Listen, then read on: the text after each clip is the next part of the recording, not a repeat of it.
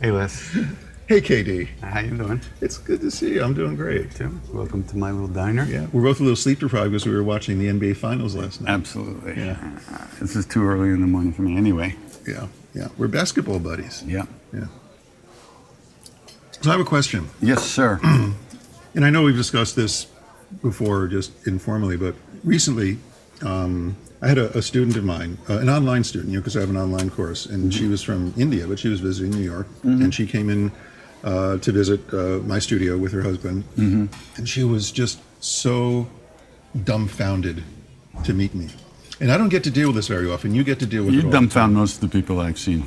Yeah, Anyway. but that's a different kind of Okay. dumb. Yeah. Anyway, but she did the whole traditional Indian student teacher thing. She insisted on like bowing down and touching my feet, and she was so like overwhelmed by being in my presence. And I had a kind of a strong reaction to that. I was like, stop doing that. No, that's not me, right? And so I know you deal with this all the time.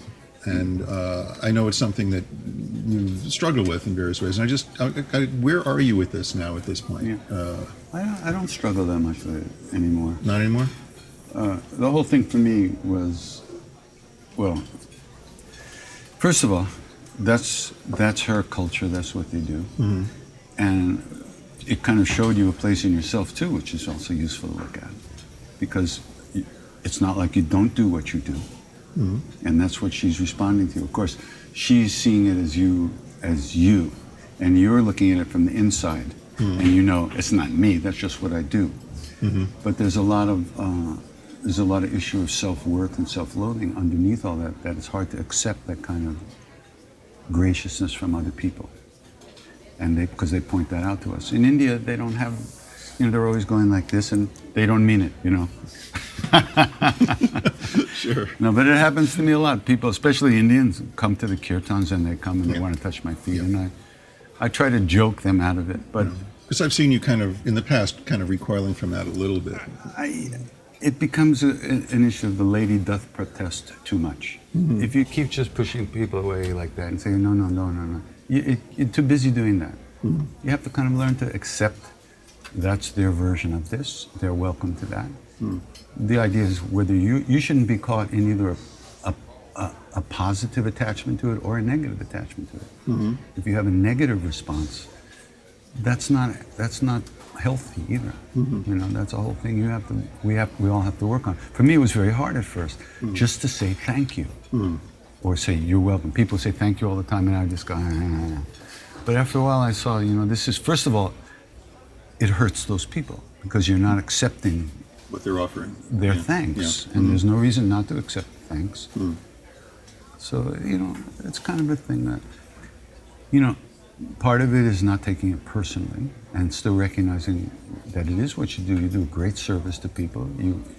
You've put the time in, you've done the sadhanas, you've done the practices, you're teaching things that are helpful to people. Give yourself credit for that. Don't put yourself down. And if people want to do that, then I remember when Ram Dass, people started touching his feet and stuff. Some Baba said, once that starts, it'll never stop. You can't stop it. And I thought, okay, so you have to kind of accept it without taking it personally. I know who I am. I know how much sugar I am. But there's a lot of stuff in there. There's also the chanting. There's also the being with people. There's also 40 years of practice and trying to find out what's worthy of a world that's worthy of living in, trying to find that kind of world. So it's all part of our own work on ourselves. You don't want to hurt people. That's the last thing you want to do. So when you recognize that by not accepting their thanks, you're not only helping them, but you're not helping yourself either. Well, it seems to me that there's a thin line there, because if you start accepting it too much and then start expecting it, then there's a real danger there too. But really, there's no line, you see. That's the thing. If you see a line, that's because you have an issue with it. For me, I don't see that line anymore. I've experienced directly that Maharaji is doing all this. I've experienced that. I'm not thinking about that. It's not something I read in the book. I experienced that Maharaj is doing all this. It just looks like me. And I don't think it's me. Even when I think it's me, it doesn't change the fact that he's doing it. That's the funny part. That's actually the part of my experience that allowed me to come back and sing. I went to India in 1995 after quitting chanting because I was taking it personally, to make it simple. And I said to him, of course he'd been dead for 20 years, I said, all right, you have to fix this. This is your problem. I'm singing to people in your name. And this is not why I signed on, to take this all personally and use every bit of this energy to get myself off in one way or another.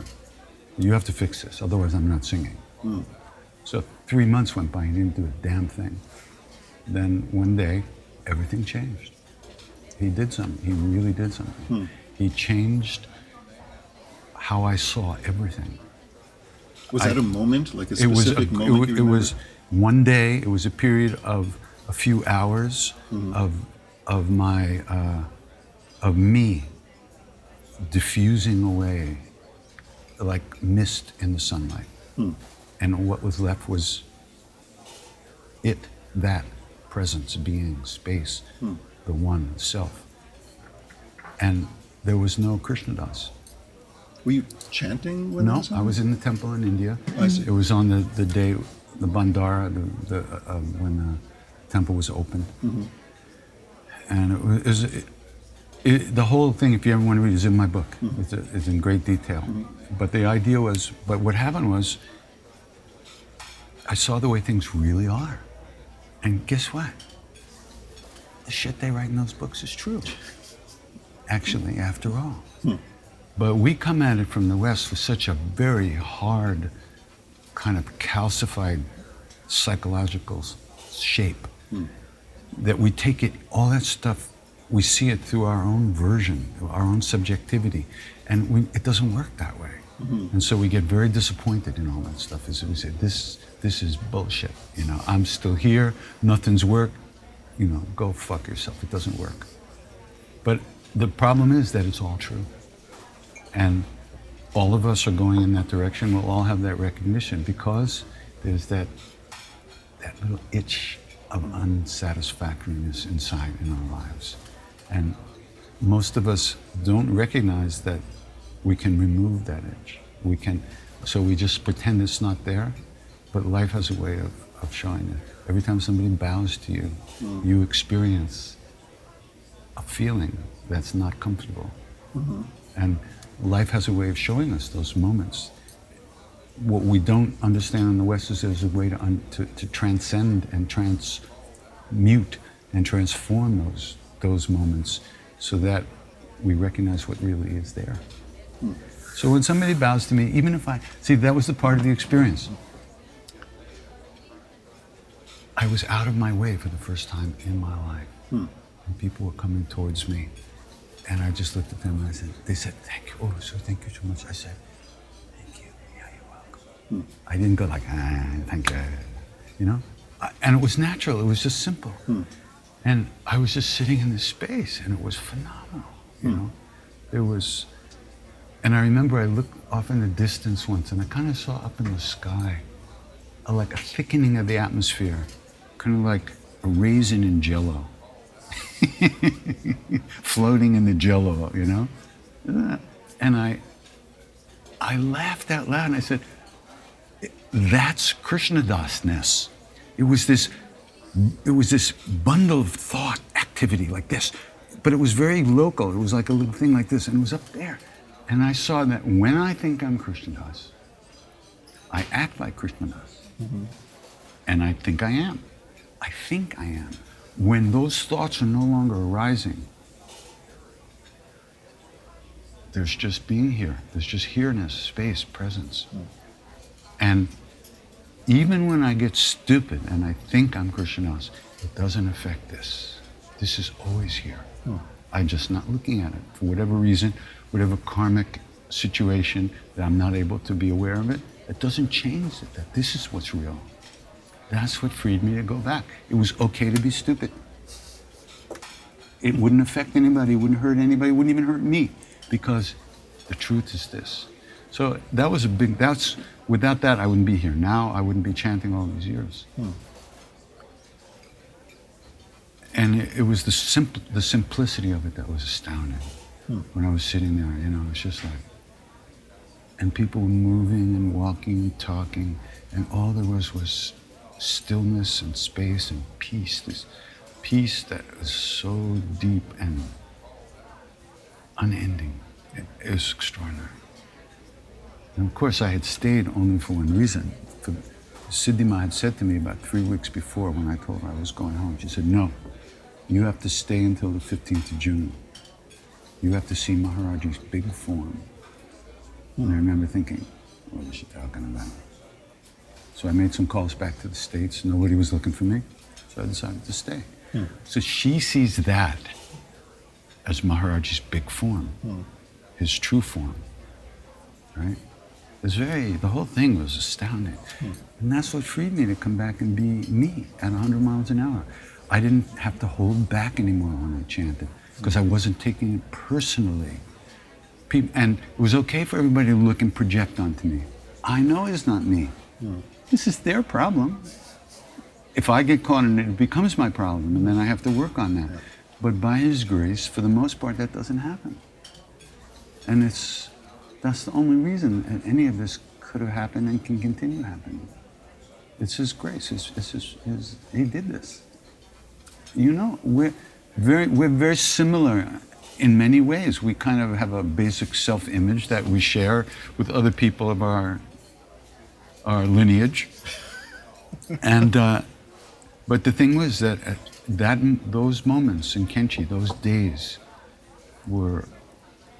it just changed the way I sit in myself.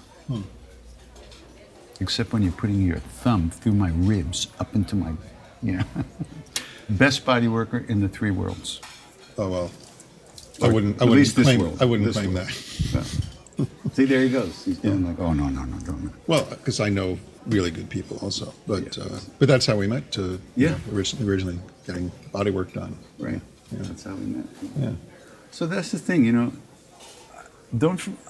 this is the one thing that I always do remember, is that I have to continue working on myself, which means I have to keep being honest with myself about my issues and the things that make me uncomfortable. That's where you have to go. If you don't go there, if you don't, we kind of live up here, but there's shadows behind us, which is pushing us. And if we don't deal with those shadows, they just push us into traffic, right off the street into traffic, and we don't want that. Well, that's what I found over the years, is those shadows you mentioned when they arise, which ordinarily would create a reaction to run away from them, because they're so unpleasant. Now it's like, ooh, that's getting my attention. That's absolutely. That's stuff that needs to be resolved. I need to look at that. It's like overcoming that understandable reactivity to that, and having the space to see it for what it is, which is like, you need to look at this. Ram Dass always talks about suffering being, and Maharaji said, I love suffering. It makes me think of God. And I used to think, what is he talking about, But that's the point. It's like the things that make us uncomfortable, that cause us pain. There's the external reality of the pain, but then there's our reaction to it, which is more painful sometimes than the actual situation. And Ram Dass, for instance, when he talks now, it's different than when he came back to India, from India the first time. There he is sitting in a wheelchair for the last 20 years. He's got to be turned in bed, he's got to be taken to the toilet, he's got to have his ass wiped, he can't do anything for himself. And he is happy, beyond belief. He has overcome pride. And it's extraordinary. So when he says these things like, you need, the suffering can teach you, he's been through that fire, because he only had one option, is to sit there in that chair. Right. So what is he going to do with his mind? Is he going to suffer, or he's going to work through that stuff to really release it all? And he has. It's extraordinary. I tease him. I say, you finally become who we thought you were 40 years ago. And he laughs. Yeah. And it's true. He's really, of all the Westerners I know, he's really an extraordinary state. It's beautiful. Beautiful. Beautiful. So and so once he said to me, I bless you, he said, I bless you, may you have a stroke. Because he recognized how hard a case I am, you know. And he was just saying that, you know, until you reach a moment where you have no option but to go through the fire, you're not gonna go through the fire. So, you know, through that stuff, right through it. And the point is, once you recognize that the only shot you're gonna get at it is now, whenever that is, you try to take advantage of that the best you can.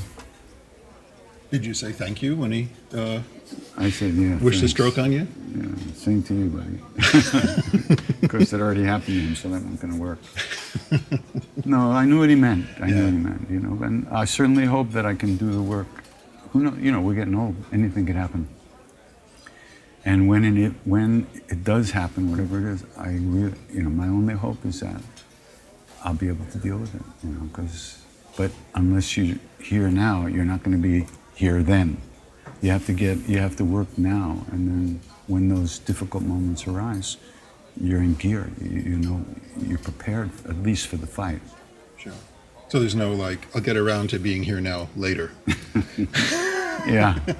Dalai Lama said there's only 2 moments in life that you can't do anything. Yesterday and tomorrow. Now is when you can do.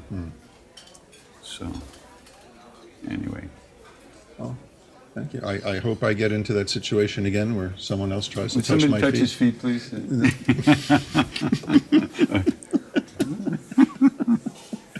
We'll see how I'm able to deal with it next time. And you were, I don't want to give too much away, but you were a Swami for 10 minutes, and you knew 9 months. That's 9 not, months, but yeah. that put you in a position where you had to deal with a lot of that stuff. You know, people seeing you in a certain kind of way that you didn't feel that's who you were. Well, that's the fundamental thing is someone else seeing me in a way that I don't see myself. Yeah. Whether it's positive or negative. Yeah. You know? Sure. So there was a mismatch there. Yeah. But the beauty of it is that you can allow people to be who they are when you allow yourself to be who you are, which is whoever that is on whatever side of that line, you know. There's no reason to try to change everything around you to make yourself feel better. That's never going to work. I tried. Oh, yeah. Didn't work, huh? We all tried. Yeah. So we know that the work's inside. That's where we have to find it. Thank you. That's actually really, really helpful to hear. Thank you, sir. L'chaim. Can I come see you this week for body work? Yeah, I have some time. I'll call you. All right, man. All right. Take good care. All right. Thanks for coming by. Thank you.